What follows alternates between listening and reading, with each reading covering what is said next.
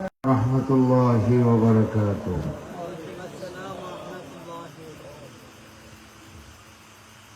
الحمد لله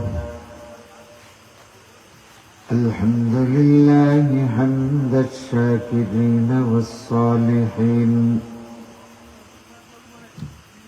صلى الله على محمد سيد الأنبياء خاتم النبيين لا نبي بعده، وعلى آل محمد وصحبه أجمعين.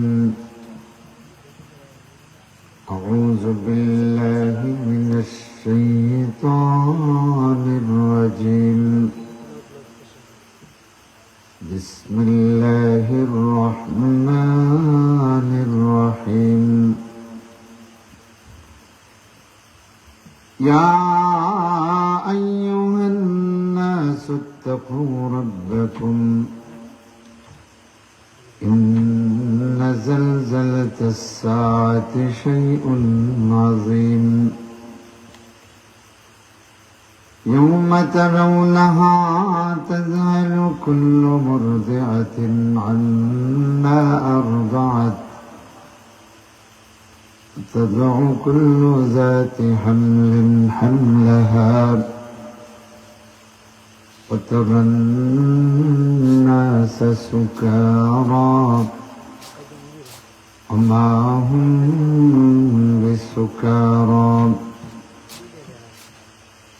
ولكن عذاب الله شديد. وقال رسول الله صلى الله عليه وسلم: كيف أنعم وصاحب السوء قد التقمه، وأصغى سمعه وحنى جبهته، وينتظر متى يؤمر بالنفخ. فقالوا: وماذا تأمرنا يا رسول الله؟ قال: قولوا حسبنا الله ونعم الوكيل. قرآن: حسبنا الله ونعم الوكيل، حسبنا الله ونعم الوكيل. وعن عمران بن حسين وأبي سعيد الخدري رضي الله تعالى عنهما وغيرهما رضوان الله تعالى عليهم أجمعين أن هاتين الآيتين نزلتا في غزوة بني المصطلق ليلا، فنادى منادي رسول الله صلى الله عليه وسلم، فحسوا المتي حتى كانوا حول رسول الله صلى الله عليه وسلم، ثم قرأها عليهم فلم ير أكثر باكيا من تلك الليلة. ولما أصبحوا لم يهتوا السروج عن الدواب، ولم يضربوا الخيام، ولم يطبخوا قدرا، فالناس بين باك وجالس حزين متفكر. فقال رسول الله صلى الله عليه وسلم: أتدرون أي يوم ذلك؟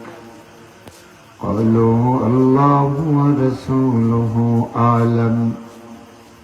قال ذلك يوم يقول الله عز وجل لآدم يا آدم قم وبأسباث النار من ولدك يقول آدم يا ربي في كل كم قال من كل 1999 إلى النار واحدا في الجنة فكبر ذلك على المسلمين فبكوا وقالوا من ينجو إذن يا رسول الله قال أبشروا وسددوا وقاربوا ثم قال رسول الله صلى الله عليه وسلم إني لأرجو أن تكونوا نصف ثلث أهل الجنة فكبروا وحمدوا الله সকলে তাকবীর দেন আল্লাহু আকবার আলহামদুলিল্লাহ ثم قال النبي صلى الله عليه وسلم إني لأرجو أن تكونوا نصف أهل الجنة فكبروا وحمدوا الله ولن الله أكبر الحمد لله ثم قال النبي صلى الله عليه وسلم إني لأرجو أن تكونوا ثلثي أهل الجنة أو كما قال عليه الصلاة والسلام وقال النبي الأعظم سندي وسند العلماء المحدثين لا تقوم الساعة حتى لا يقال في الأرض الله الله الله الله الله الله الله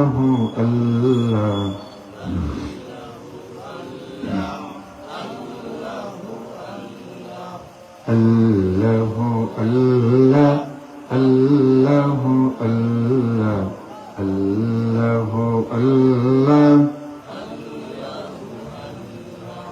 আল্লাহ তোমার এই ধরার মাঝে কত জানা অজানা সৃষ্টি আছে কেউ নেই তোমার নাম জানে না তোমার নামের তসবিহ জপে না তোমার নামের তসবিহ জপে না الله الله الله الله সকলে জোরে জোরে আল্লাহ আল্লাহ আল্লাহ আল্লাহ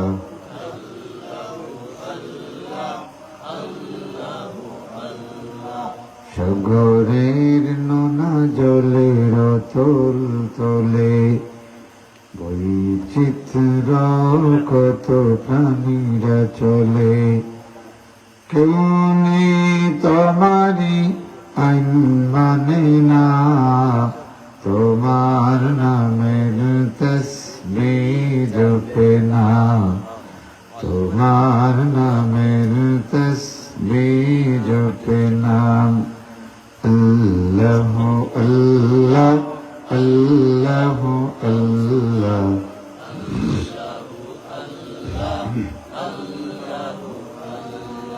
لا إله إلا الله রাসূলুল্লাহ।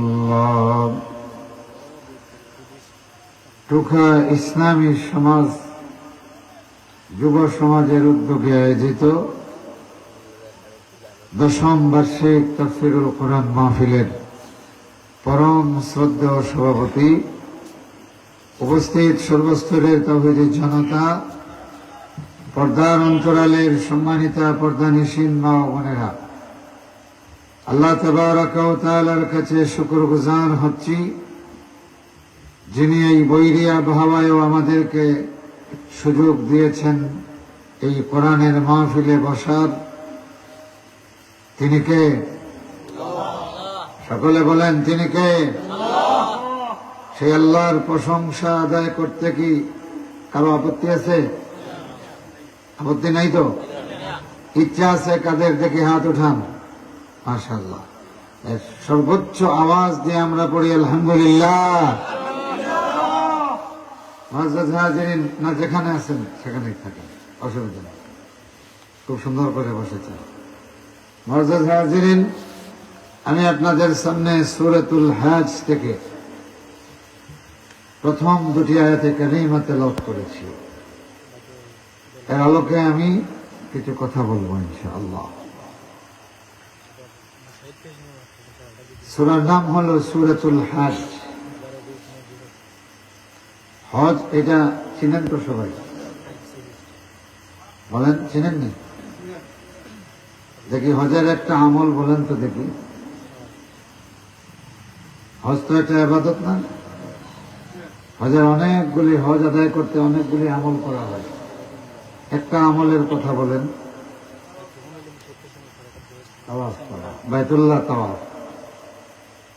বাইতুল্লাহ, বাইতুল্লাহ তো আপনাদের মসজিদটাও তো বাইতুল্লাহ।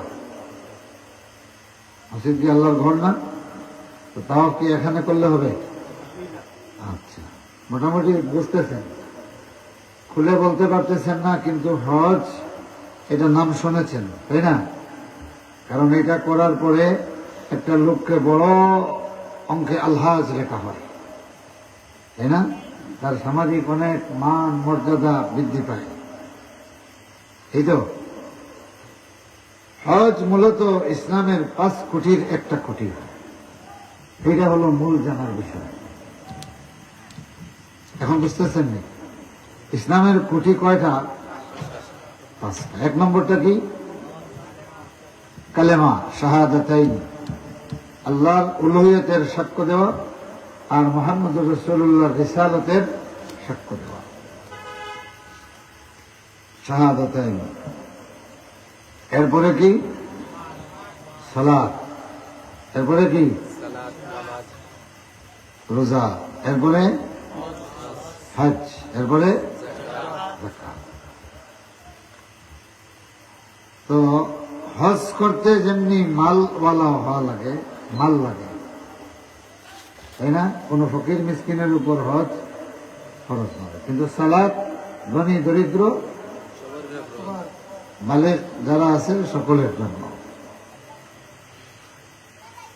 আবার যাকাত যেটা, এটাও মালি ইবাদত। নির্দিষ্ট পরিমাণ মাল যার আছে তিনি যাকাত দিবেন।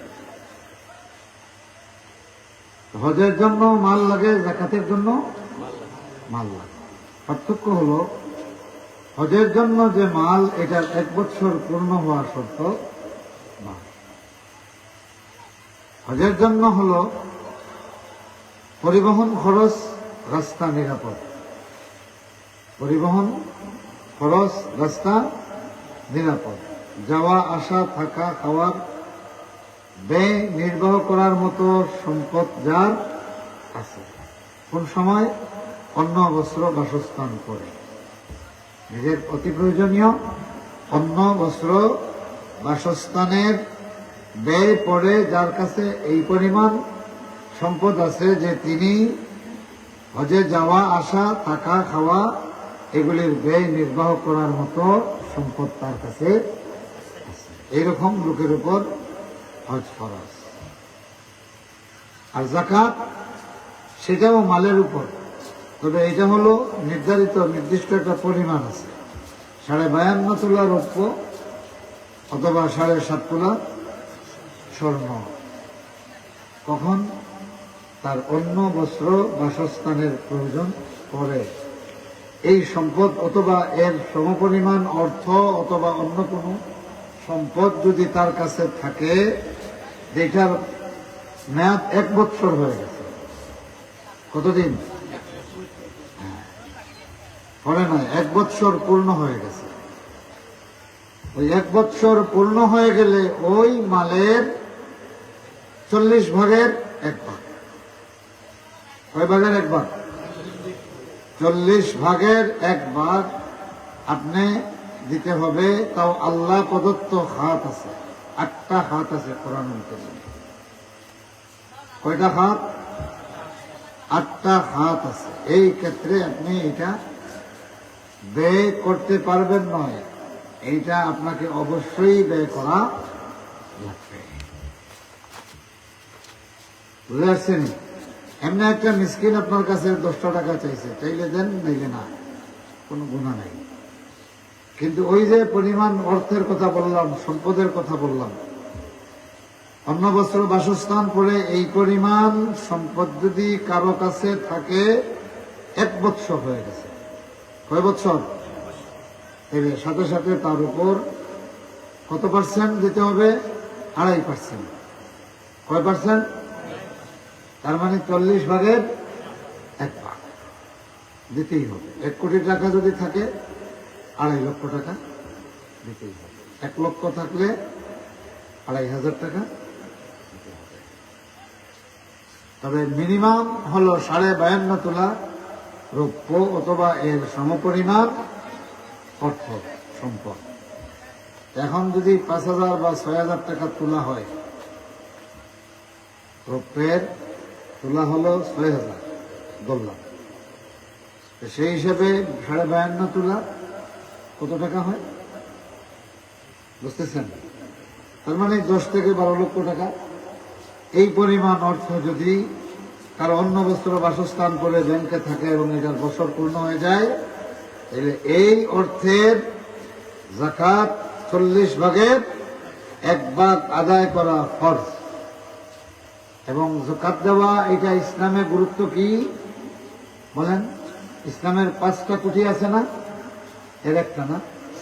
তো যিনি যাকাত দেন নাই, বোঝা গেল তার জীবনে ইসলামের ঘরের একটা খুঁটি তিনি নিজ হাতে ভেঙে দিলেন।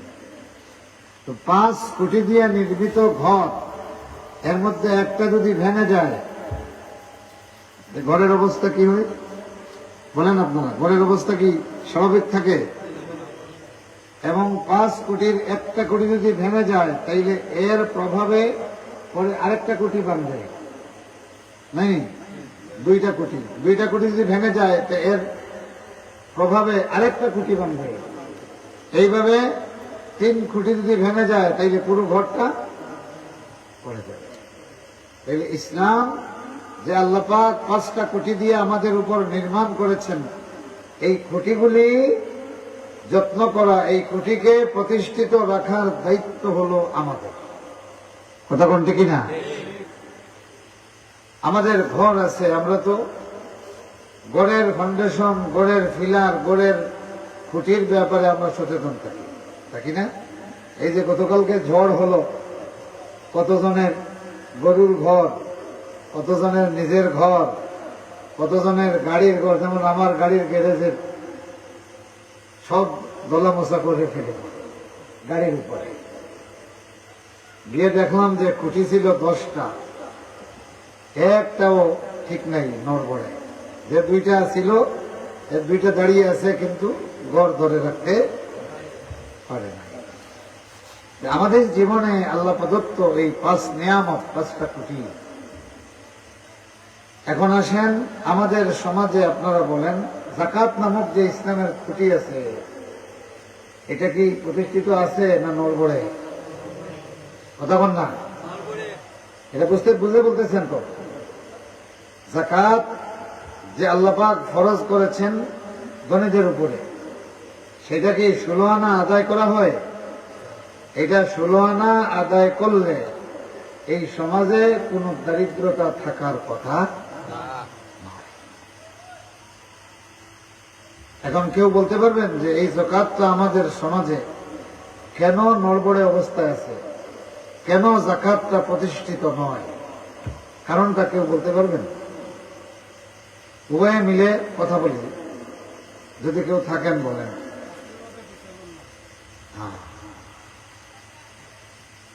এই যে আমাকে বলা হয়েছে, যদিও আগে বলা হয় নাই, আগে আমাকে বলা হয় নাই যে বর্তমানে মুসলমানদের করণীয় অভাব নাই, কি কি করবে মুসলমান। তাইলে খুব গুরুত্বপূর্ণ একটা কথা উনি বলেছেন যে রাষ্ট্রীয়ভাবে যাকাত উসুল করা হয় না। এই কারণে আমাদের সমাজে যাকাত প্রতিষ্ঠিত হয়। এই কথার সাথে সবাই একমত তো? কারণ উনি যে কথাটা বলেছেন, কথাটা কিন্তু সত্য। রাষ্ট্রীয়ভাবে কোনোদিন কাউকে সম্পদের হিসাব নিয়া, আমাদের সম্পদের হিসাব নিয়া কর আদায় করা হয়, কিন্তু যাকাত আজ পর্যন্ত আদায় করা হয়েছে? বলেন, যাকাত আদায় করা হয়েছে? এই কথাটা সত্য, আমরা ধরে নিলাম এই কথাটা কি সত্য। তাইলে আমাদের বর্তমান অবস্থা কি? বর্তমান অবস্থা হলো আমাদের স্বাধীনতার 54 বছর হয়ে গেছে, আজ পর্যন্ত রাষ্ট্রীয়ভাবে আমাদেরকে যাকাত আদায়ের ব্যবস্থা করা হয়। এখন বলেন, যাকাত এটা তো দারিদ্র বিমোচনের জন্য আল্লাহ দিয়েছেন। কে দিয়েছেন? বলেন না কে? এই জমির উর্বরতা, জমির চাষাবাদের জন্য আল্লাহ পানিটা দেন কিন্তু আসমান থেকে। কই থেকে দেন? বলেন, কই থেকে? আসমানে। আসমানে কত পানি আছে, এরা যারা প্লেনে গেছেন তাদের দেখা হয়ে গেছে যে পানির সমুদ্রের উপর দিয়ে প্লেন যায়, দেখছেন না? কত সাদা মেঘ আল্লাহ সুবহানাহু ওয়া তাআলা ব্যবস্থা করে রেখেছেন। ওয়াফিস সামাই রিজকুকুম, আল্লাহ বলেন তোমাদের রিজেক আসমানে, আমরা জমিনে, আর রিজেক কোথায়? আসমানে। সুবহানাল্লাহ বলবেন না? যদি এটা আসমানে না থাকতো তাইলে কন্টিনিউ পৃথিবীতে যুদ্ধ হইত এই রিজেকের ভান্ডার দখলের জন্য। জমিনে যদি আল্লাহ এটা দিয়ে দিতেন তাইলে আজকে সেই রিজেকের ভান্ডারটা কার দখলে থাকতো? বলেন না? তার মানে থাকুক না থাকুক, হে সর্বোচ্চ চেষ্টা করে এটা তার দখলে নিত। কথা কন না? এবং পৃথিবীতে রিজেকের ভান্ডার যার দখলে থাকতো, বাকি সব তারই ইবাদত করত। কথা কন ঠিক না? আল্লাহ পাক এই জন্য আমাদের সারা দুনিয়ার মানুষকে সম্মানিত করেছেন। وفي السماء رزقكم وما توعدون। সুবহানাল্লাহ। চারটা আমল আছে, বান্দা যখন এটা করে প্রত্যেকটা আমল আল্লাহ রাব্বুল আলামিনের রাজ্জাকের দুয়ারে গিয়া ধাক্কা মারে। সুবহানাল্লাহ পড়েন। এর মধ্যে একটাই হলো সালাতুল ফজর। সুবহানাল্লাহ পড়েন। নামাজ তো 5 ওয়াক্ত আছে না? সালাতুল ফজর শেষ হলে এই সালাতুল ফজরটা বান্দার হইয়া রাজ্জাকের দুয়ারে ধাক্কা দেয়। সুবহানাল্লাহ। আর আল্লাহ পাক বান্দারে শিক্ষা দিয়েছেন, ইযা কুদিয়াতিস সালাতু ফান্তাশিরু ফিল আরদ। সুবহানাল্লাহ। এবং রাসূলুল্লাহ শিক্ষা দিয়েছেন, আপনি মসজিদ থেকে বের হবেন বাম কদম দিয়া, আর পড়বেন কি? আল্লাহুম্মা ইন্নী আসআলুকা মিন ফাদলিক। এই যে আল্লাহর রিজেকের দুয়ারে আপনি ধাক্কা দিলেন, সুবহানাল্লাহ পড়েন। তাহলে আল্লাহর রিজেকের দুয়ারে আপনি যদি নক করতে হয় তাহলে আগে মসজিদে ঢুকতে হবে। কোথায় ঢুকতে হবে? বলেন না কোথায়? মসজিদে। যাই হোক, এদিকে যাচ্ছি না। ওয়াফিস সামাই রিজকুকুম ওয়া মা তুআদুন। আসমান থেকে যে পানি পড়ে, আমাদের বিভিন্ন দেশের গভর্নমেন্ট এই পানিটাকে খাল খনন করে বিভিন্ন সেচ ব্যবস্থা করে, কতক্ষণ দেখে দেয় না। আবার এই পানি যাতে হাওরের ক্ষতি না করে এই জন্য ডাইক নির্মাণ করে, কতক্ষণ। তাইলে পানির নিয়ন্ত্রণ আর পানি বন্টন এই দুই ব্যবস্থা বিভিন্ন দেশের গভর্নমেন্ট করে কি করে না? হিন্দু, মুসলিম, বৌদ্ধ, খ্রিস্টান যেই দেশই হোক না কেন, পানি বন্টন এবং পানি নিয়ন্ত্রণের এই পদক্ষেপ নিতে কারো কোনো আপত্তি আছে? এখন বলেন পানিটা কে দেন? জানেন না কে দেন? আরো জোরে কোন কে দেন? আল্লাহ সুবহানাহু। যদি এই পানি আমরা তৈরি করা লাগতো, অক্সিজেন আর হাইড্রোজেন মিশ্রণ করিয়া যদি এটা বানানো লাগতো, তাইলে আরে ভাই একটা পুকুর বানাতেই বাংলাদেশের সব বাজেট শেষ হয়ে যাবে। সমুদ্র তো থাকলো। সুবহানাল্লাহ বলবেন না? জোরে কোন না সুবহানাল্লাহ। সুবহানাল্লাহি ওয়া বিহামদিহি সুবহানাল্লাহিল আযীম। আচ্ছা, আমরা বাড়িঘর বানাই কোথায়? মাটির উপরে, তাই না? আর যখন স্বচ্ছ পানি খুঁজতে যাই তখন কোথায়? মাটির গভীরে। যত গভীরে যাওয়া যায় তত বেশি পানি পাওয়া যায়, এরকম একটা ধারণা আছে না? আমরা কোথায় কিসের উপর আছি? আমাদের এই জমিন, এই পৃথিবী পানির উপরে আছে। সুবহানাল্লাহ বলবেন না? সুবহানাল্লাহি ওয়া বিহামদিহি। উপরে যেমনি বাতাসের বিভিন্ন নেট আছে, নদী নালা আছে, মাটির গভীরেও তেমনি পানির নেট আছে। এই জন্য দেখবেন ওখানে টিউবওয়েল বসাচ্ছে, পানি পাওয়া যায়, ওখানে বসাচ্ছে, সেখানে নাই। তার মানে পানির নিচ দিয়ে যে এই যে লেয়ারটা গেছে, এটা এইরকম আঁকা বাঁকা হয়ে গেছে, ওদিকে গেছে, ওদিকে গেছে, ওদিকে গেছে। এই জন্য কারোটায় পাওয়া যায়, কারোটায় পাওয়া যায় না। এটা কে করেছেন? আল্লাহ সুবহানাহু ওয়া তাআলা। আমার ভাইরা, আমরা পানির উপরে আছি। কিসের উপরে আছি? এখন আল্লাহ রাব্বুল আলামিন উপর থেকে যদি পানি না দিতেন,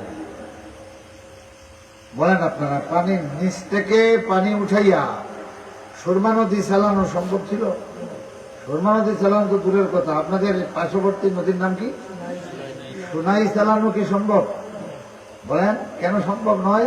এটা বাস্তবতা হলো যে বর্তমানে পানির সংকট সৃষ্টি হচ্ছে, কতক্ষণ ঠিক কিনা? আগে যেখানে 85, 100, 120 ফুটে প্রচুর পানি পাওয়া যেত, এখন আশেপাশে এত বেশি দ্বীপ বসছে, দ্বীপ বসার কারণে ম্যানুয়াল যেগুলি ছোটখাটো যেগুলি, এগুলিতে পানি শর্ট হয়ে গেছে, পাওয়া যায় না, কতক্ষণ ঠিক কিনা?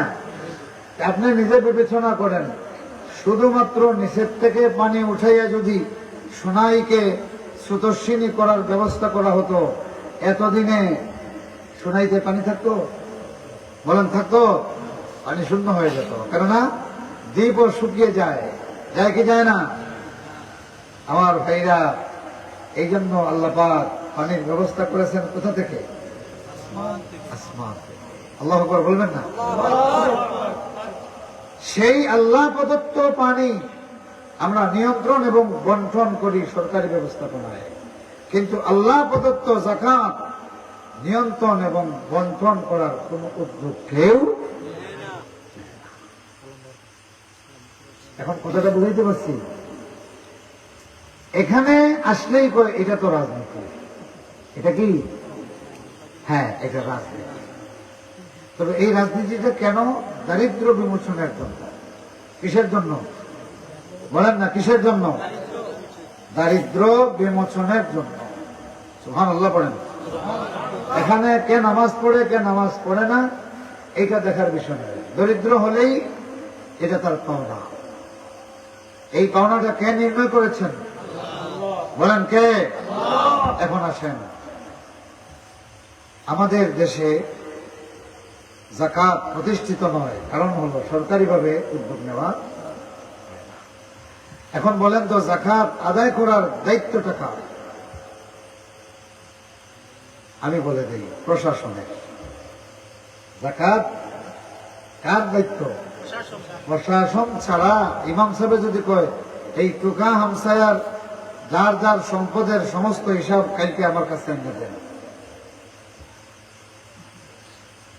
কালকে ফজরের পরে সবাই আসবেন, অমুক অমুক গণী যারা আছেন এরা সবাই আসবে ঠিকই, কিন্তু সম্পদের হিসাব লইয়া না লাঠি লইয়া সোজা বলবে যে আপনি চাকরি থাকবে।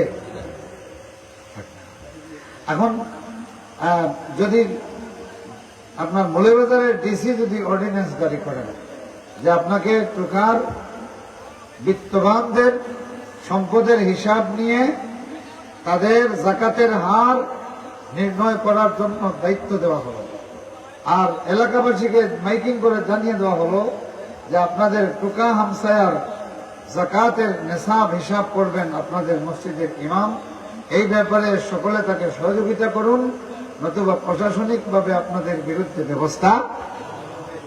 আপনারা বলেন এখন ইমাম সাহেব যখন বলবেন পরের দিন কেউ কি লাঠি নিয়ে আসতে পারবে? পারবে? কেন পারবে না? যে এখন ইমাম সাহেব প্রশাসনিক দায়িত্ব হিসাবে এটা আদায় করতেছে। তাইলে আমরা নিশ্চিত হয়ে গেলাম যাকাত আদায় করার দায়িত্ব হলো প্রশাসনের। বুঝতেছেন? যাকাত আদায় করার দায়িত্ব কার?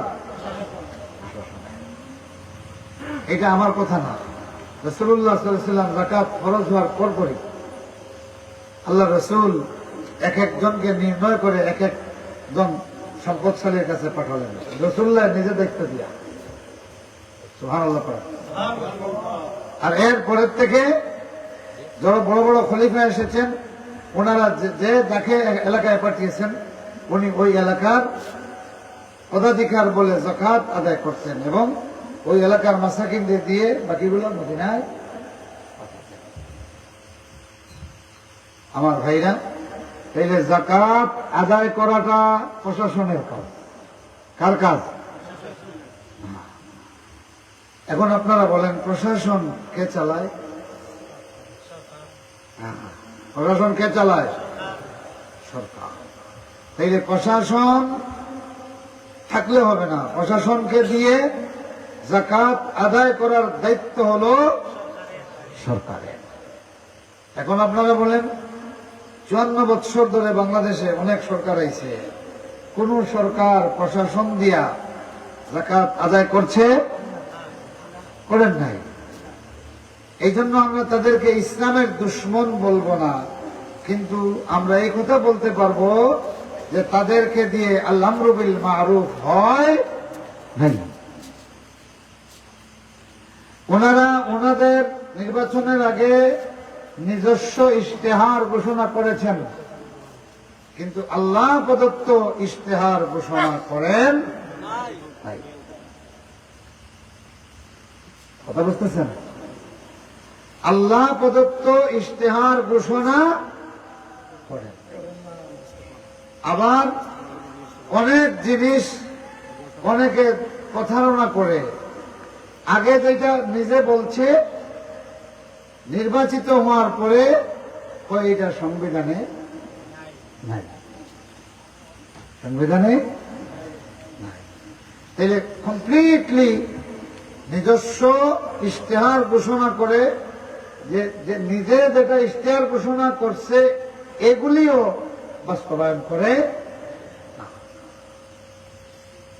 আমার বন্ধুগণ, আমার ভাইরা, 54 বছর ধরে আমরা একটা দেশ স্বাধীন করলাম, আর আমরা গান গাই এই ওলি আল্লাহর বাংলাদেশ, এই শহীদ গাজীর বাংলাদেশ। কি করো? রহম করো আল্লাহ, রহম করো আল্লাহ। এটা খুব ভালো কথা, কিন্তু শাহজালালের বাংলাদেশ, শহীদ গাজীর বাংলাদেশ কথা কোনটি কিনা? কিন্তু শাহজালাল মুজাদ্দেদে ইয়ামানি রহমতুল্লাহ আলাইহি সিলেটে আসার পরে কোন মুসলিম সমাজে কোন শিরক বিদআত থাকতে পারে? তার মূল লড়াইটা ছিল শিরকের বিরুদ্ধে। কিসের বিরুদ্ধে? শিরকের বিরুদ্ধে। এখন বলতে হবে এই ওলি আল্লাহর বাংলাদেশ, এই শহীদ গাজীর বাংলাদেশ আর শিরক বিদআত করিয়া শেষ। অবস্থাটা এরকম না? আমরা গান গাই, কিন্তু ওলি আল্লাহর বাংলাদেশে যাকাত নাই। শহীদ গাজীর বাংলাদেশে কি নাই? যাকাত নাই। 54 বছর হয়ে গেল। আপনি কি একটা বার চিন্তা করলেন যে প্রত্যেকটা গভর্নমেন্ট তার বাবার, তার দাদার, তার 14 গোষ্ঠীর কত চেতনা বাস্তবায়নের পক্ষে আমার দেশের হাজার হাজার কোটি টাকা লুটপাট করলো, কিন্তু আল্লাহ প্রদত্ত যাকাত বাস্তবায়ন করলো? এবার বলেন, এই দেশের সরকার প্রশাসন চালায়, সরকারকে বানায়? এখানে জনগণের কেউ আসেননি? আসেননি আপনারা? আর তো লোক আছে, সরকার বানাওরা জনগণ আসেননি? আসেন, ভোট দিয়ে বানায়। কিলা বানায়? আসেন জানি আপনারা, ভোটের বল আসেন জানি। তাইলে আপনাদের দায়িত্ব আছে কিনা যে বাছাই করতে, সরকার বানাতে, এমন সরকার বানাবো যে অন্তত আল্লাহ প্রদত্ত এই যাকাতের কর্মসূচি বাংলাদেশে চালু করে। আমরা তো সময় মতো এই কাজটা করি না। আবার এই কাজ করার কথা বললে গিয়ে ব্যস্তর টিকিট বেছে, এটারে যদি ব্যস্তর টিকিট মনে করস তাইলে তো তুইও এটা কিনতে না, তুই না, বরং টিটকারি মারে। আমাদের বড় দুর্ভাগ্য, আমাদের মারাত্মক দুর্ভাগ্য যে অনেকে সামাজিকতা রক্ষা করতে গিয়ে এমন কাজ করি আমার ঈমান থাকে না। অনেকে ব্যক্তিত্ব রক্ষা করতে গিয়ে এমন কথা বলি, কাজ করি যে কারণে ঈমান থাকে না। আবার অনেকে রাজনীতি করতে গিয়ে এমন কথা এবং এমন কাজ করে যেই কথা এবং কাজের কারণে তার ঈমান থাকে না। আসুন সকলে মিলে একটা যাকাত আদায়কারী সরকার বানাই। এই কথা বলার কারণে যদি কেউ বলে এই যে ব্যস্ত টিকিট বেছে কইয়া টিটকারি মারে, তাইলে তার ঈমান থাকবে না। কেন? ইসলামের কোনো বিষয় নিয়ে আমল না করলে কাফির হবে না, কিন্তু টিটকারি যদি মারে, ইস্তেজা যদি করে, হাসি তামসা যদি করে, তার ঈমান থাকবে না। আমার বন্ধুগণ, আমার ভাইরা, যাই হোক, আমাদের বাংলাদেশে বোঝা গেল ইসলামের 5 কোটির একটা নাই। একটা কি? কয়েকদিন আগে দেখলাম এক আলেম, উনি নিজে বলেছেন যে এই দেশের সরকারের হাতে যাকাত দিয়া এটা সঠিকভাবে বন্টন হবে না, এই জন্য আমরা জনগণকে পার্সোনালি আদায় করতে বলি। একজন আলেম বলতেছেন, তার মানে এই আলেম অলরেডি সিদ্ধান্ত নিয়ে নিয়েছেন যে যাকাত আদায় করার মতো গভর্নমেন্ট তৈরি করার চেষ্টাও তিনি করবেন না। এই হলো আমাদের কিছু আলেমদের অবস্থা। তার মানে দেশের অবস্থা এমন পর্যায়ে গেছে যে অনেক আলেমরা পর্যন্ত নিরাশ হয়ে গেছেন যে এই পরিস্থিতিতে, এই অবস্থায় আপনার ইসলাম প্রতিষ্ঠার চেষ্টা করা বোকামি ছাড়া আর কিছু। এই চিন্তা যে আলেম করেন, কিয়ামত পর্যন্ত এইরকম আলেম দিয়া ইসলামের, মুসলমানের, জাতির, মানব জাতির কোন উপকার হবে? বলেন হবে? আমার ভাইরা, আল্লাহ রাব্বুল আলামিন বলেন, ইয়া আইয়ুহান নাস। এখানে আন্নাস মানে গোটা মানব জাতি। হ্যাঁ, মানব জাতি। ইয়া আইয়ুহান, আল্লাহ যখন ঘোষণা দিয়েছেন, এইভাবে কোরআনুল কারীমে ইয়া ইয়া বলে ডাক দেওয়া হয়েছে বিভিন্ন স্টাইলে। এর মধ্যে এক্সট্রা স্টাইল হলো আল্লাহ পাক ডাক দিয়ে সম্মান বাড়িয়ে দিয়েছেন। যেমন ইয়া আইয়ুহান নবী, ইয়া আইয়ুহাল মুজাম্মিল, ইয়া আইয়ুহাল মুদ্দাসসির, এগুলি হলো সম্মানজনক আহ্বান। ইয়া মানে আহ্বান করা। আরেকটা হলো অসম্মানজনক সম্বোধন, ইয়া আইয়ুহাল কাফিরুন, ওহে কাফিররা, ওরে কাফিররা। এটা সম্মানজনক না অসম্মানজনক? বলেন না, অসম্মানজনক। এই চাঙ্গামের বাজারে গিয়ে কেউ যদি বলে গরু চুরাইন, গরু চুরাইন, এখান হনিয়া গরু চুরাইনতে যত গিয়ে চুরির গরু লইয়া আইন যদি এখন গিয়ে জবাব দিবানি, কথা বলেন, জবাব দিবানি? দিতে নাই। তবে যারা গরু চুর নয় তারা নিশ্চিত হয়ে যাবে এই গরু চুরাই কিন্তু না চুয়াটা কথা। আবার কিছু আমল আছে যে আমলের নাম করিয়া ডাক দিলে তার জন্য কি এটা সম্মান। ওখানে গিয়ে কেউ যদি বলে লন্ডনী ভাই হল খেলা আসেন, এটা রেখে অসম্মানজনক মনে করবেন। প্রবাসী ভাই হল যারা বাজারও আছেন একটু আপকাছে মতন না, এটা কি অসম্মানজনক না সম্মানজনক? সম্মান। একটা ডাক হলো সম্মানজনক, ইয়া আইয়ুহান নবী ইয়া আইয়ুহাল মুযাম্মিল ইয়া আইয়ুহাল মুদ্দাসসির। আরেকটা হলো সম্মানজনক, ইয়া আইয়ুহাল্লাযীনা ইয়া আইয়ুহাল কাফিরুন, অথবা ইয়া আইয়ুহাল্লাযীনা কাফারু, অথবা ইন্নাল্লাযীনা কাফারু। ওই সমস্ত মানুষ যারা কুফরি করল, এটা অসম্মানজনক নিন্দনীয় ডাক। এটাও কোরআনে আছে না নাই? কোরআন আছে না নাই? আছে। আরেকটা হলো আল্লাহর পক্ষ থেকে সবচেয়ে প্রিয় ডাক, সবচেয়ে প্রিয় ডাক, এটা হলো ইয়া আইয়ুহাল্লাযীনা আমানু, ওই সমস্ত মানুষ যারা ঈমান আনলো। এটা হলো আল্লাহর পক্ষ থেকে সবচেয়ে মায়ার ডাক, সবচেয়ে। এইরকম আহ্বান আল্লাহ পাক কুরআনুল কারীমে 88 জায়গায় করেছেন। 88 কত জায়গায় বলেন? কত জায়গায়? আল্লাহ রাব্বুল আলামিন মুমিনদেরকে স্নেহের ডাক দিয়েছেন 88 জায়গায়। ইয়া আইয়ুহাল্লাযীনা আমানু। আরেকটা ডাক হলো তানবীহ, সতর্কতামূলক ডাক, সতর্ক করে দেওয়া। এটা হলো ইয়া আইয়ুহান নাস। এই কথাটা বলার জন্য এতক্ষণ কথা বলি। প্রথমে কি আছে?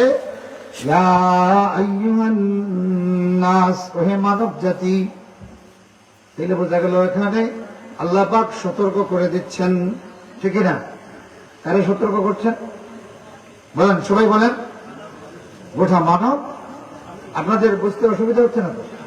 যেটা এটা তাফসীরুল কোরআন মাহফিল, আমাকে এইভাবেই বলতে হবে, বুঝেছে? ইয়া আইয়ুহান নাস কুরআনুল কারীমের 16 জায়গায় আছে। কত জায়গায়? তাইলে এখানে আল্লাহ পাক 16 বার গোটা মানব জাতির সতর্ক করেছেন। এখন আপনি বলেন, এই গোটা মানব জাতিকে সতর্ক করেছেন আল্লাহ এবং রাসূল এইটা গোটা মানব জাতির কাছে পৌঁছে দিয়েছেন। কথা কোনটি কিনা? এখন রাসূল আসেননি? বলেন আসেননি দুনিয়াতে? নাই। তাইলে আল্লাহ পাকের এই 16টা আহ্বান গোটা মানব জাতির কাছে পৌঁছে দেওয়ার দায়িত্ব কার? কেউ বলতে পারবেন কার? কোরআন আছে যার কাছে দায়িত্বটা। আমাদের সকলের কাছে আল্লাহর দেওয়া কোরআন আছে না নাই? মুসলমানের কাছে আছে না? এটা কে রেখে গেছেন? রাসূলুল্লাহ। তারাকতু ফীকুম আমরাইন লান তাদিল্লু মা তামাসসাকতুম বিহিমা কিতাবাল্লাহি ওয়া সুন্নতি। আল্লাহ রাসূল বিদায় হজের ভাষণে গোটা উম্মতের কাছে দুটো জিনিস রেখে গেছেন। একটা হলো আল্লাহর কিতাব, এটা আছে না আমাদের কাছে? এইটা যদি থাকে, ইয়া আইয়ুহান নাস, এই 16টা আহ্বান আমাদের জিম্মায় আছে কি নাই? কথা বলেন, আছে না নাই? তাই এখন নবী নাই, গোটা মানব জাতির সতর্ক করার দায়িত্ব আমাদের আছে না নাই? কিন্তু এই দায়িত্ব কি আমরা পালন করি? বলেন, আপনাদেরকে আরো শক্ত করে যদি বলতাম বলেন কার দায়িত্ব, আপনারা বলতেন হুজুরকে, বলতেন না? অনেকের ভিতরে ভিতরে এটা আসে নাই যে এই কাজটা তো নবী রাসূল নাই, ওটা মানব জাতির সতর্ক করার দায়িত্ব উলামায়ে কেরামের। কিন্তু আল্লাহ বলেছেন ইয়া আইয়ুহান, হ্যাঁ মানব জাতি, সুবহানাল্লাহ বলেন। এখন আপনারা বলেন আল্লাহ যে 16 জায়গায় গোটা মানব জাতির সতর্ক করেছেন, আল্লাহর সেই সতর্কবাণী তাম দুনিয়ার মানুষের কাছে পৌঁছে দেওয়ার দায়িত্ব বর্তমান সময়ের যারা মুমিন দাবি করে, মুসলিম দাবি করে, তাদের দায়িত্বে আছে না নাই? বলেন না, আছে না নাই? এই যে বর্তমান সময়ে আল্লাহ প্রদত্ত কোরআন যদি আপনি বর্তমানে পড়েন, তাহলে ফাইবা ইয়া আইয়ুহান, এটা পড়লেই আপনি বুঝবেন যে আমার তো একটা দায়িত্ব আছে। গোটা পৃথিবীর মুসলমান যদি শুধু এই দায়িত্বটা পালন করে, তাইলে 1 বৎসরের ভিতরে গোটা পৃথিবীর নেতৃত্ব দেবে মুসলমানরা। সুবহানাল্লাহ বলেন, জোরে কন্যা সুবহানাল্লাহ। 1 বৎসরের ভিতরে। এর বাস্তব প্রমাণ হলো, আপনি দেখেন ইরানকে আমরা শিয়া বলি আর রাফিজি বলি আর আকীদা খারাপ তাই বলি না কেন, 1.5 মাস হয়ে যাচ্ছে গোটা পৃথিবীর সবচেয়ে বড় শক্তির বিরুদ্ধে একা লড়াই করে যাচ্ছে। কতক্ষণ ঠিক কিনা? শুধু লড়াই করে না, আঘাত এমন আঘাত দিছে যেটা আমেরিকা জীবনে ভোলার মতো না। ইসরায়েলকে এমন আঘাত দিছে যেটা তারা কল্পনাও করতে পারে নাই। আর তাদেরকে এমন আঘাত আমেরিকা দিছে যে সারা পৃথিবীর মানুষ, আমেরিকারও এইটা ধারণা ছিল না এত আঘাতের পরে একটা দেশ টিকে থাকতে পারে, এইটাও আমেরিকা কল্পনা করতে। আল্লাহ আকবার বলবেন না? এই পর্যন্ত ইসরায়েল এবং আমেরিকা যে আঘাত ইরানে করেছে, তাদের ধারণা এর 100 ভাগের 1 ভাগেই একটা দেশ ফিনিশ হয়ে যায়। এই জন্য তারা নিজেরা এখন হিসাব নিকাশ শুরু করছে, কিভাবে পিছনে যাওয়া যায়, কিভাবে মান সম্মান বাঁচাইয়া যাওয়া যায়। আপনারা বলেন, এত আঘাতের পরেও এত বড় শক্তির বিরুদ্ধে যারা টিকে আছে, তাদের চেতনা কোথায়?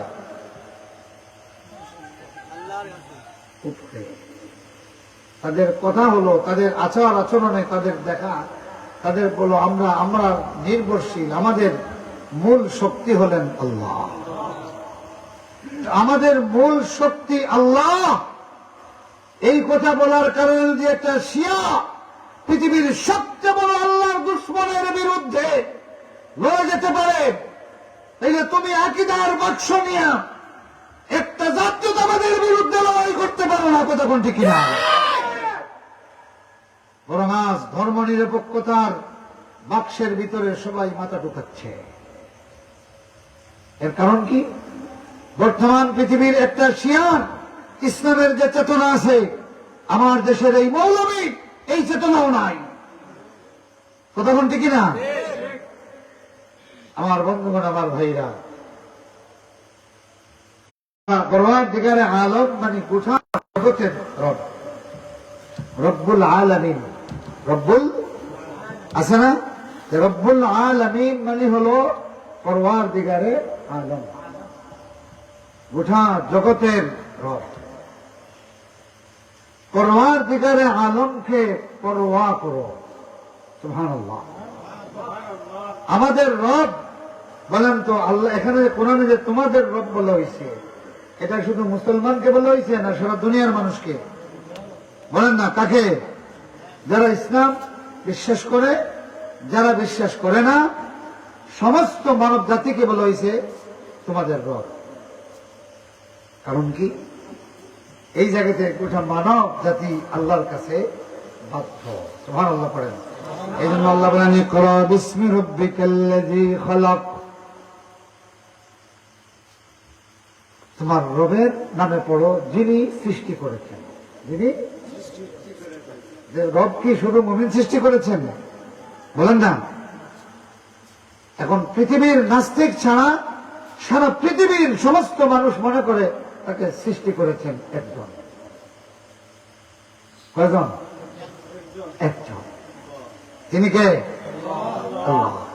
এখন তাকে মুসলমানরা আল্লাহ বলে, কেউ স্রষ্টা বলে, কেউ ঈশ্বর বলে, কেউ ভগবান বলে, কিন্তু সৃষ্টি করেছেন একজন।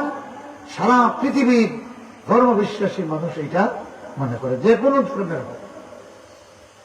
এই জন্য আল্লাহ বলেন, ইয়া আইয়ুহান নাসু ইত্তাকু রাব্বাকুম, হে মানব জাতি, তোমার রবকে পরোয়া করো। যে যারে পরোয়া করে সে তার আইন মানে। কথা বুঝতেছেন? যে যাকে পরোয়া করে সে তার আইন মানে। আমাদের দেশে ফৌজদারি আইন আছে, দেওয়ানি আইন আছে, আছে কি নাই? আছে। আমার ভাইরা, এই যে পুলিশ জায়গায় জায়গায় রাখা হয়েছে, তারা আছে, বন্দুক আছে না? শুধুমাত্র এইটা পরোয়া করার কারণে অনেকগুলি অপরাধ প্রকাশ্যে হয়। কতক্ষণ হয়? হয় না। এরপরে অনেক অপরাধী নিজেকে আড়াল করতে চায়। তাহলে বোঝা গেল আপনার বাড়ি জোর করে ডাকাতি করে, কিন্তু পিছনে পিছনে সে আইনকে পরোয়া করে কি করে না? বলেন, করে কি করে না? যার কারণে ডাকাইতে পুলিশ দেখলে আর থাকবো নি, মতই না, থাকবো নি, থাকবে না। আপনাকে জোর করে সম্পদ নিয়ে নিচ্ছে, গেট ভেঙে নিয়ে নিচ্ছে, কিন্তু পুলিশ টের পাইলে থাকবে। তার মানে মানুষের মধ্যে এই পুলিশের প্রতি একটা পরোয়া আছে। এখন বুঝছেন নি? যে যারে পরোয়া করে সে তারে সমীহ করে। এখন আপনি বলেন, আল্লাহ যে আমাদেরকে পরোয়া করতে বললেন, আল্লাহর কোন আইন আছে? আল্লাহর কোন আইন আছে? আইন ছাড়া কি আল্লাহ পরোয়া করতে বলেছেন? আল্লাহর আদেশ আছে না? বলেন, আছে না? আল্লাহর নিষেধ আছে না? তাইলে আদেশ পালন করা আর নিষেধ প্রত্যাখ্যান করা, যা নিষিদ্ধ বস্তু প্রত্যাখ্যান করা, এইটার নামই তো পরোয়া করা। এটার নাম কি? আমার ভাইরা, আমার দেশের আইনের মধ্যে করণীয় আছে, বর্জনীয় আছে। আমরা এটা পরোয়া করে চলি। কেননা এইটা পরোয়া না করলে পুলিশ আছে, বিডিআর আছে, বিজিবি আছে, এনএসআই আছে, ডিআইজি আছে, আছে না? অনেক কিছু আছে। এখন বলেন, আল্লাহ পাক যে করো আর করো না বললেন, আল্লাহ পাকের তো কোনো পুলিশ দেখি না। বাস্তবে দেখছেন নাকি পুলিশ? মাতেন না? নাই। দুনিয়ার মানুষগুলি আল্লাহ রাব্বুল আলামিন কিছু আইন আমাদেরকে ফিট করে দিয়েছেন, এইটা মানতে কারো কোনো অসুবিধা নাই। যেমন প্রস্রাব পায়খানার ব্যাপারে আল্লাহর দেওয়া যে বিধান আমাদের শরীরে ফিটিং আছে, এটা হিন্দু মুসলমান সকলের জন্য সমান, ঠিক না? খোদায় অন্যের চাহিদা, তৃষ্ণায় পানির চাহিদা, এই যে তাকওয়িনী শরীয়ত আল্লাহ দিয়েছেন, মুসলমানের যেমনি হিন্দুরও তেমনি উভয়ে এইটা মানতে বাধ্য। বুঝলেন না? এটা নিজের থেকে মানে না, নিজের প্রয়োজনে পানির প্রতি তার দায়িত্ব পালন করে। কেননা এই পানি থেকে কিছু আছে তার শরীর ধ্বংস করার দায়িত্ব, কিছু আছে ভিতরে ঢুকাইবার দায়িত্ব, আবার কিছু আছে ভিতর থেকে বাহির করার দায়িত্ব। এর মধ্যে দুই জাত আছে, একটা ইচ্ছাকৃত ভাবে, আরেকটা হইল অনিচ্ছাকৃত। আপনি প্রচন্ড রোদে মেহনত করতেছেন, কিছু পানি আপনার শরীর থেকে বের হবে, অনিচ্ছাকৃত, এটাকে ঘাম বলি। এটাকে কি বলি? আবার কোন সময় আপনার ভিতরে গল ব্লাডারে চাপ তৈরি হবে, বারবার চাপ তৈরি হবে, আপনি এটাকে আটকাইয়ে রাখতে পারবেন? কথা বলতে কিনা? পারবেন না। এখন গাম যেইভাবে বের হচ্ছে, আপনি যদি সেইভাবে বাইর করে দেন, দিবেন? বলেন না, দিবেন? এই জন্য হিন্দু, মুসলিম, বৌদ্ধ, খ্রিস্টান সবাই একটা নিরাপদ জায়গা খুঁজবে, কথা কোনটি কিনা? এই পানিটা আউট করার জন্য তার চাপ, সে চাপে পড়েছে। এখন সে বলতেছে যে হ্যাঁ এই পানি আমাকে বাহির করতে হবে, ক্লিয়ার করতে হবে, আউট করতে হবে। তো গরুয়ে জেলা খান রাস্তা দিয়ে যাওয়ার সময় লেঞ্জু উদলাইয়া ছাড়ি দেয়, আপনি এলে ছাড়বানি, ইন্দ্র হইলে ছাড়ি দিবনি, কুদ্দ হইলে ছাড়ি দিবনি, কথা হয় না? তাইলে বোঝা গেল ভাইরা আমার, এইটাও আল্লাহর দেওয়া একটা চাপে পড়তেছে শরীর থেকে, কিন্তু যেখানে সেখানে ইচ্ছা করে না, এখানে তার বিবেকরে কাজে লাগায়, বিবেকরে কাজে লাগায়। তখন সে নির্দিষ্ট জায়গা খুঁজে যে আমি এইটা ওয়াশরুম খুঁজতে হবে, অথবা এই ডেলিভারি দেওয়ার জন্য, প্রস্রাবের জন্য নির্দিষ্ট জায়গায় যেতে হবে। আমার ভাইরা, আমার বন্ধুরা, তাইলে কিছু আইন আছে আল্লাহ পাক আমাদের শরীরে দিয়েছেন, এটা অটো জারি হয়। যেমন ক্ষুধা তৃষ্ণার আইন আল্লাহ অটো জারি করে দিয়েছেন।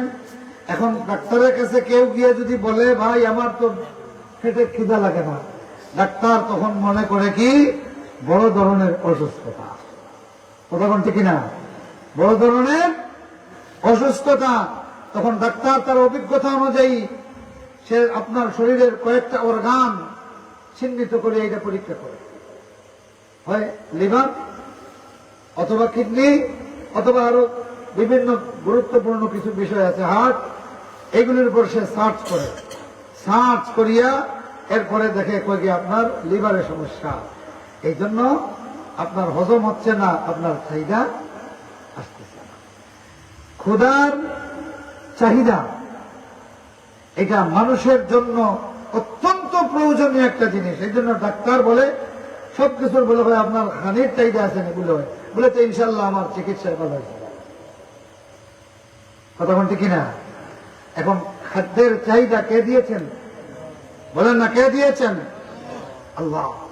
এখানে যদি ব্যত্যয় ঘটে তাইলে আপনার শরীর ফসাদ, আপনার শরীর বিপর্যস্ত হয়ে যায়, কতক্ষণ ঠিক কিনা? চিকিৎসা দরকার। আমার বন্ধুরা, আপনার শরীরে একটা মাত্র আইন আল্লাহ, শুধু খাদ্যের চাহিদা, এটা যদি ফুরিয়ে যায় ডাক্তাররা আপনার ব্যাপারে নিরাশ হয়ে যায়। দুনিয়ার মানুষগুলি এবার বলে শরীরের মধ্যে খাদ্যের চাহিদা যদি কারো ফুরিয়ে যায়, ডাক্তার তার জন্য রেড সিগন্যাল দেয়। আর এই পৃথিবীর কোন মানুষ যদি প্রকাশ্যে বলে আল্লাহর আইনের কোন হাজত আমার নাই, বলেন এই রোগীটা কত বড় রোগী, এর চিকিৎসা দরকার আছে কি নাই? বলেন আছে কি নাই? এ ভাইরা আমার, তাকওয়া মানে আমরা শুধু মনে করি নামাজ, রোজা, হজ, যাকাত, হ্যাঁ, কিন্তু তাকওয়ার মূল জিনিস হলো কি শোনেন,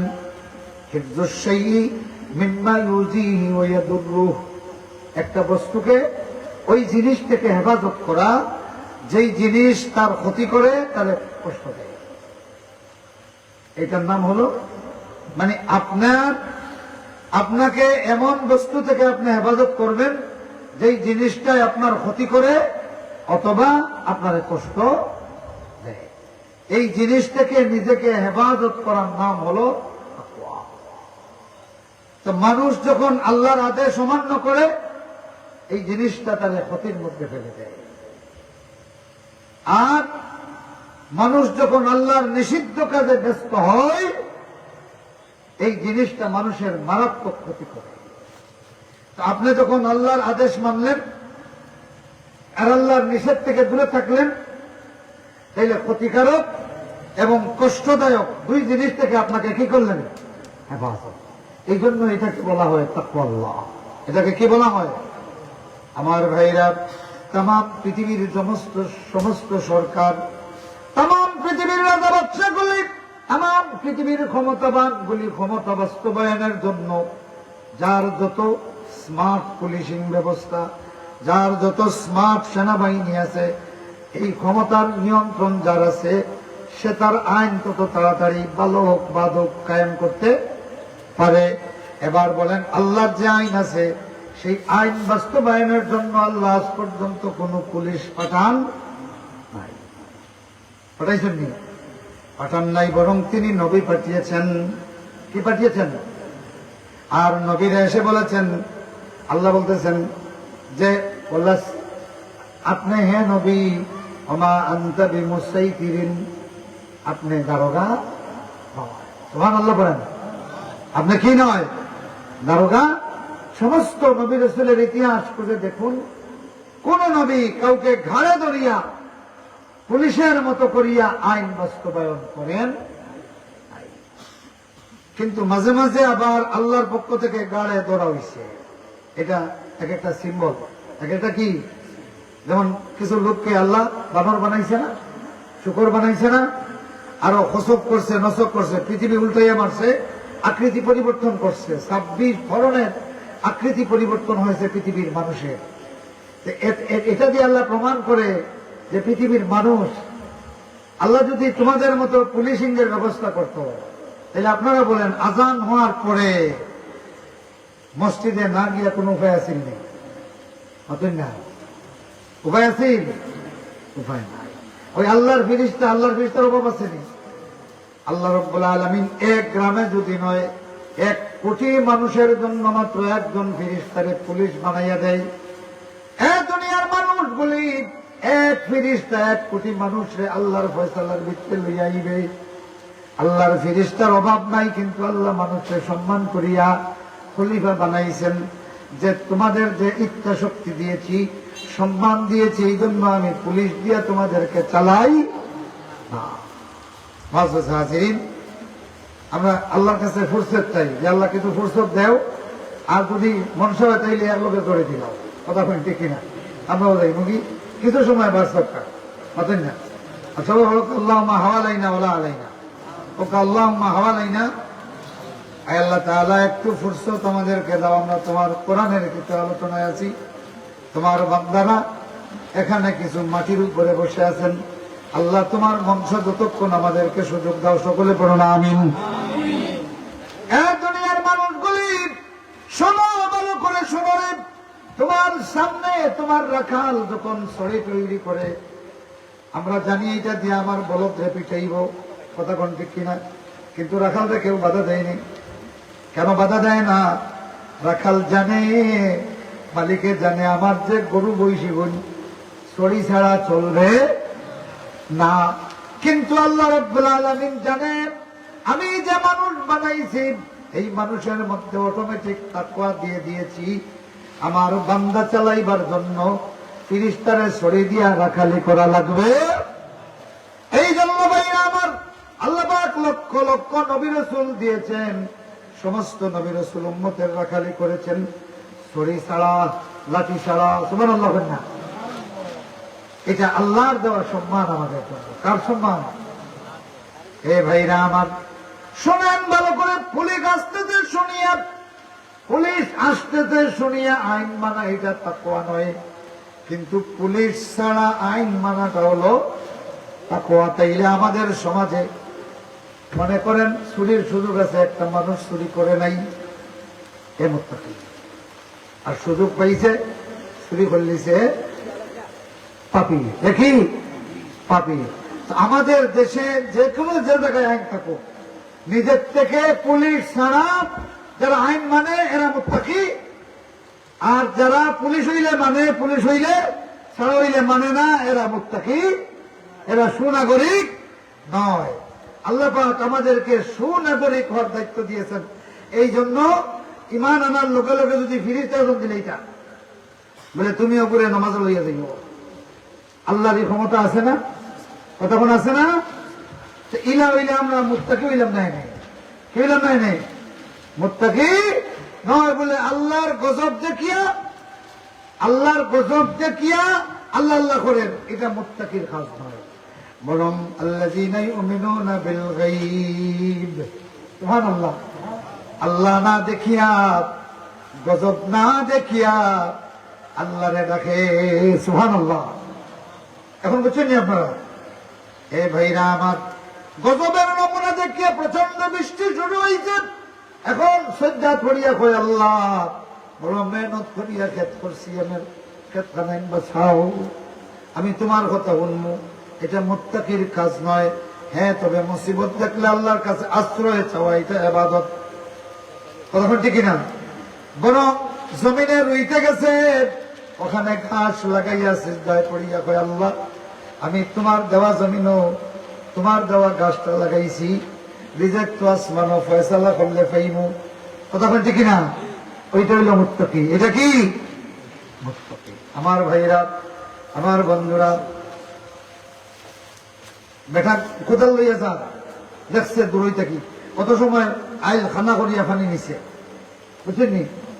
আর যেমন যাচ্ছে আর আইল বন্ধ করেছে, এর বাদে করে তোর ভাই পানি যার গিয়ে আমি বন্ধ করে দিছি।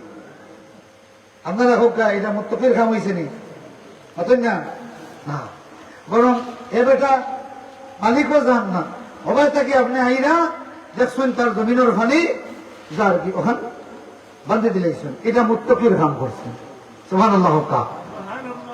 মুত্তাকি এখন তাকওয়ার কাজ করছেন নি। আল্লাহ রাব্বুল আলামিন বলেন, ওয়া নাফসিন ওয়া মা সাওয়াহা ফাআলহামাহা ফুজুরাহা ওয়া তাকওয়াহা। শুধু বিপদ দেখছে, এখন আপনার আল্লাহ আল্লাহ হইতে করে আল্লাহ আল্লাহ আল্লাহ। এই ধরনের একটা ঘটনা ঘটছে 1993 সাল হবে, বৈশাখ মাস। যারা ওইদিকে গেছেন, ওই দিক থেকে যমুনা পূর্ব কোন দিকে, দক্ষিণ কোন দিকে? ওইদিকে দক্ষিণ না, তাই উত্তরের দিকে। উত্তর দিক থেকে যমুনা আর পশ্চিম দিক থেকে পদ্মা। আচ্ছা, এক জায়গায় হয়েছে গোয়ালন্দঘাট, দুই বড় নদীর মোহনা, তো বিশাল 1 ঘন্টা 45 মিনিট লাগে শুধু দ্রুতগামী লঞ্চে ওই পার থেকে ওই পারে যাওয়া। তখন এই ব্রিজ ছিল না, এইদিকে কুষ্টিয়ার ব্রিজও ছিল না, যমুনা সেতুও ছিল না। আমরা বাসির থেকে আসতেছি, গোয়ালন্দঘাট থেকে লঞ্চ বের হবে, আসরের নামাজ আমরা আজান দিছি, একামত দিছি। তবলিগের এক বৃদ্ধ লোক, ওনার সাটাই একটা ছিল মাদুর, ওইটা বিছাইয়া লঞ্চের উপরে আমরা 3 জন, রাজবাড়িয়ে ফুলবাড়ি মাদ্রাসার সাবেক প্রিন্সিপাল আব্দুল্লাহ সাহেবের ছেলে তারিক আজিজ, আমি আর এই 3 জন। অথচ লঞ্চে 4 থেকে 450 মানুষ। এরপরে মাগরিবের রক্ত ওই আমরা 3 জন। লঞ্চ বাইরে গেছে, আবহাওয়ার দুরবস্থা শুনিয়ে ভিতরে ঢুকে গেছে। এরপরে এশার আজান হয়েছে, আমরা 3 জন। এরপরে আবহাওয়ার একটু ভালো অবস্থা দেখে বাইরে গেছে, শুধু মাঝখানে আসছে আর কাল বৈশাখী যাওয়া, মানে কলিমা টলিমা করে আমরা পূর্ণ প্রস্তুত, কোনো নিয়ন্ত্রণ নেই। এর আগে এখন শুধু প্রথমে ওই যে ভদ্রলোক, উনি নিজে আজান দিছে, আল্লাহু আকবার আল্লাহু আকবার। আজান দিতে দিতে আল্লাহ বলতে পারতেছেন না, আল্লাহ বলতেছে, কিন্তু বাকি লোকজন যারা আছে ওনাকে আজান বন্ধ করতে দেয় না। আমি বললাম আপনি বসেন, আমরা আসরের আজান দিছি, একামত দিছি, মাগরিব এশা আজান দিছি, এখন যার আজান তাই দেখবা। হাই রে অবস্থা, আল্লাহ দেখা শুরু হইলাম, তখন আমার মুখে আসি হয়েছে। কেন আসি হয়েছে? যে আল্লাহর হিকমতটা দেখলাম, যে আল্লাহ তুমি চাইলে মাত্র আধা ঘন্টায় সারা জিন্দগির 1.5 লক্ষ বছরের বকায়া জিকির আদায় করে নিতে হবে। একটা নিঃশ্বাস ভিতরে ঢুকাইতে নেবে করে আল্লাহ আল্লাহ, মানে বেজান মারে। আমি দেখি আসি, আর আমার তালিকা দিয়ে যখন মাইকে মারবা বেটা বলে কিতা মারতা, আমি আসি আর আল্লাহ বকর হেকমত দেখিয়া, কুদরত দেখিয়া। ওই সময় এর আগে আপনার উন্না টুন্না নাই, বাজারঘাটতি দেওয়া ঢাকা ইউনিভার্সিটি বা কোন ইউনিভার্সিটি পড়ে, এখন থেকে খালি বান্ধে। আমি বললাম গো বই, এখন ইদায় বান্ধার কথা না, এখন কবাই বান্ধ, এখন এটা খুব শিগগির এটা ডুবে যাবে। আরো লম্বা ঘটনা, আল্লাহ আল্লাহ আল্লাহ আল্লাহ, আমার নিজের চোখে দেখা। সেই দিন আমি দেখলাম যে আল্লাহ রব্বুল আলামিন পুলিশ পাঠাইয়া দিলে মাত্র আধা ঘন্টায় 500 বছরের বকায়া ইবাদত আদায়। কত আল্লাহ আল্লাহ যে করছে, কত আল্লাহ আল্লাহ যে করছে। হিন্দু যখন চিন্তা করে যে না, এখন আর ভগবানটা গেলাম নাই, অত মানুষের মাঝে তারাও আল্লাহ, তারাও কিটা আল্লাহ। এটা মুত্তাকির খাম নেই, মতন না। মুত্তাকির খাম হইল কি, তুফানোর আগে আসরের আজান হইছে, ওই সময় যে আল্লাহু আকবার শুনিয়ে সারা দিছে, এ হইল কি মুত্তাকিন। তার মধ্যে আল্লাহর পরোয়া আছে। কার পরোয়া? আল্লাহর পরোয়া আছে। ইয়া আইয়ুহান নাসু তাকু রাব্বাকুম, মানব জাতি তোমরা পরোয়া করো আল্লাহকে, তোমাদের রবকে। ইন্না জালজালাতাস সাআতি শাইউন আযীম। আল্লাহু আকবার। ও আল্লাহ পাকে তাকওয়ার একটা দমক দিয়েছেন। সুবহানাল্লাহ। ইন্না জালজালাতাস সাআতি শাইউন আযীম। অবশ্যই কিয়ামতের জালজালা যেটা, কম্পন যেটা, কিয়ামতের সময়কার যে ভূমিকম্প যেটা, তামাম কায়নাতের মধ্যে যেটা নাড়াচাড়া হবে, এটা বড় ভয়াবহ। এই ভাইরা আমার, এই কথাটা শুনতে দেরি হয়েছে, মুত্তাকিরা কানতে দেরি হয় নাই। আল্লাহু আকবার। ইন্না জালজালাতাস সাআতি শাইউন আযীম। কিয়ামতের জালজালা, কম্পনটা বড় ভয়াবহ। ইয়াউমা তারাউনাহা তাযালু কুল্লু মুরদিআতিন আম্মা আরদাআত। এটা কি বন্ধ হয়ে গেছে? ফ্যান কারেন্ট থাকলে ফ্যানটা চালানো। ইয়াউমা তারাউনাহা তাযালু কুল্লু মুরদিআতিন আম্মা আরদাআত।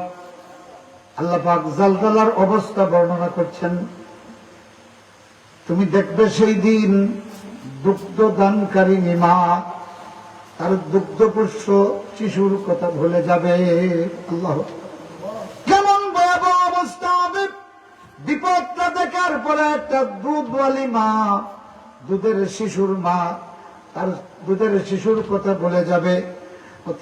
কুল্লু জাতি হামলিন হামলাহা। প্রত্যেকটা গর্ভবতী নারী তার গর্ভ খালাস করে দিবে, টের পাবে না। এইটা কেমনে হবে রে ভাইরা আমার? সেই যে গর্ভ খালাস, কত বড় বিপদ! বিপদ দেখিয়া গর্ভ খালাস হয়ে যাবে কেন? এই বিপদ দেখিয়া প্রত্যেকটা মানুষের কলবের মধ্যে, হাটের মধ্যে বাড়ি শুরু হবে। হাট এমন ভাবে তড়পানো শুরু হবে, হাটের তড়পানোর কারণে 5 মাসের, 4 মাসের, 3 মাসের, 8 মাসের গর্ভধারিণী মায়ের গর্ভ খালাস হয়ে যাবে। আল্লাহু আকবার।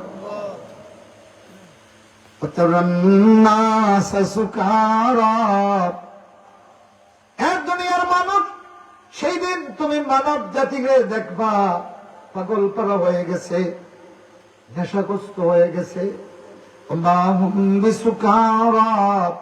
অথচ এরা কোন নেশা করে নাই। কেন করে নাই?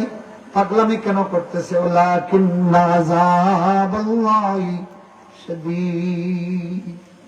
বরং আল্লাহ রাব্বুল আলামিনের আযাবটা বড় কঠোর। এই কঠোর আযাব দেখিয়ে তাম পৃথিবীর মানুষগুলি নেশাগ্রস্ত পাগলের মতো হয়ে যাবে। এই দুইটি আয়াত হযরত ইমরান ইবনে হুসাইন আবু সাঈদ আল খুদরি বলেন, বনু মুস্তালিক যুদ্ধের রাতে নাজিল হইছে। রাসূলুল্লাহ দুইটা আয়াত যোদ্ধাদেরকে শোনাইয়া দিলেন, আর অমনি সমস্ত যোদ্ধারা কান্না শুরু করে দিলেন। সারা রাত কাঁদতে কাঁদতে সকাল হয়ে গেল। একটা সৈনিকও দেখা গেল উটের উপর থেকে তার সামানা নামায় নাই, একটা সৈনিকও ট্রেন মানায় নাই, একটা সৈনিকও চুলোর উপরে হান্ডি বসায় নাই। কাঁদতেছে। গান্নাসু বাইনা বাকিন ওয়া জালিসিন হাজিনিন মুতাফাক্কিরিন। গোটা মানব জাতিগুলি জিহাদের ময়দানের সবগুলি যোদ্ধা সকাল পর্যন্ত শুধু কাঁদতেছে আর আল্লাহ বাঁচাও বাঁচাও বলে চিৎকার দিচ্ছে। এই ভাইরা আমার, আয়াত কয়টা বলেন না? আয়াত কয়টা? 2টা। কিয়ামত এখনো আসে নাই। কিয়ামতের খবর পেয়ে যারা কান্না শুরু করে, এটাই হলো আল্লাহর তাকওয়া। এ বন্ধুগুলি আমার, জাহান্নামের বয়ান শুনিয়া তোমার চোখ দিয়ে যদি পানি আসে, বুঝবা তোমার ভিতরে আল্লাহর পরোয়া আছে। জাহান্নামের বিবরণ শুনিয়া যদি তোমার 2 চোখ দিয়ে টপ টপ করে পানির ঝর্ণা দ্বারা শুরু হয়ে যায়, বুঝবা তুমি আল্লাহরে পরোয়া করতেছ। সুবহানাল্লাহ। এই জন্য ভাইরা আমার, আসুন, সাহাবায়ে কেরাম এই মাত্র 2টা আয়াত শুনিয়া আজকে রাত কেঁদে কাটিয়ে দিয়েছেন। আমরাও আল্লাহ রাব্বুল আলামিনের পরোয়া করি, আল্লাহর বিধিবিধান নিজের মধ্যে, সমাজের মধ্যে কায়েম করার ব্যবস্থা করি। যেহেতু আল্লাহ আমাদেরকে খলিফা বানাইছেন, প্রতিনিধির কাজ হলো সে তার প্রতিনিধি, উনি যা বলেন সে সেটা করে। আল্লাহ পাক এই মাহফিলকে কবুল করুন। পরিস্থিতি ভালো থাকলে আরো অনেক কথা বলতাম। আল্লাহ যতটুকু সুযোগ দিয়েছেন তার উপরে শুকরিয়া। সকলে বলুন আলহামদুলিল্লাহ। ওয়া আখিরু দাওয়ানা আলহামদুলিল্লাহি রাব্বিল আলামিন। আচ্ছা, নাম কি?